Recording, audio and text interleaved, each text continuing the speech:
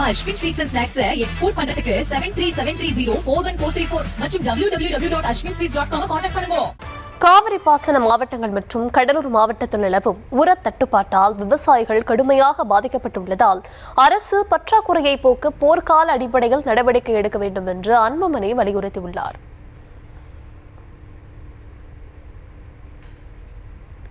விவரங்களுடன் இணைகிறார் செய்தியாளர் ராஜேஷ். விவரங்களை வழங்கலாம்.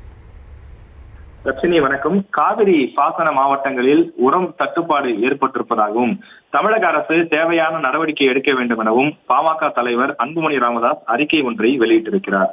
தமிழ்நாட்டில் காவிரி பாசன மாவட்டங்களிலும் கடலூர் மாவட்டத்திலும் யூரியா, டிஏபி, பொட்டாஸ், காம்ப்ளெக்ஸ் உள்ளிட்ட அனைத்து உரங்களுக்கும் கடுமையான தட்டுப்பாடு நிலவுவதால் சம்பா மற்றும் தாளடி பயிர்களுக்கு உரம் வைக்க முடியாமல் உழவர்கள் தவித்து வருவதாக அவர் குறிப்பிட்டிருக்கிறார். உழவர்களின் இந்த துயரத்தை அறிந்து நடவடிக்கை எடுக்க தமிழக அரசு எந்தவிதமான நடவடிக்கையும் எடுக்கவில்லை என்றும் உடனடியாக நடவடிக்கை எடுக்க வேண்டிய தேவை ஏற்பட்டிருப்பதாகவும் அவர் குறிப்பிட்டிருக்கிறார்.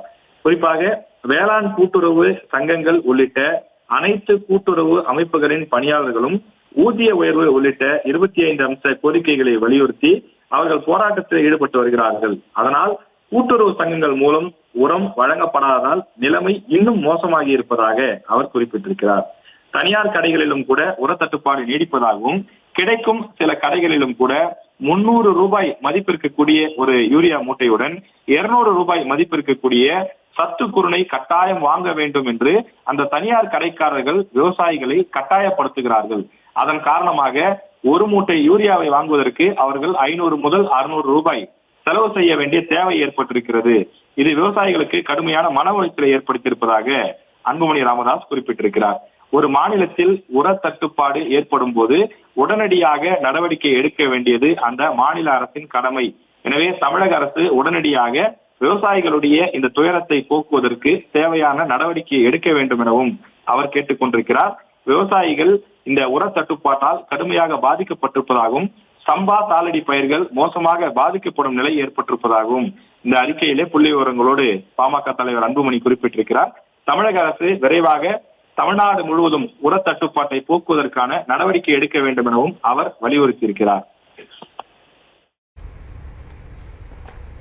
விவரங்களுக்கு நன்றி ராஜேஷ். நம்ம Ashwin sweets and snacks export பண்றதுக்கு 7373041434 மற்றும் www.ashwinsweets.com கான்டாக்ட் பண்ணுங்க.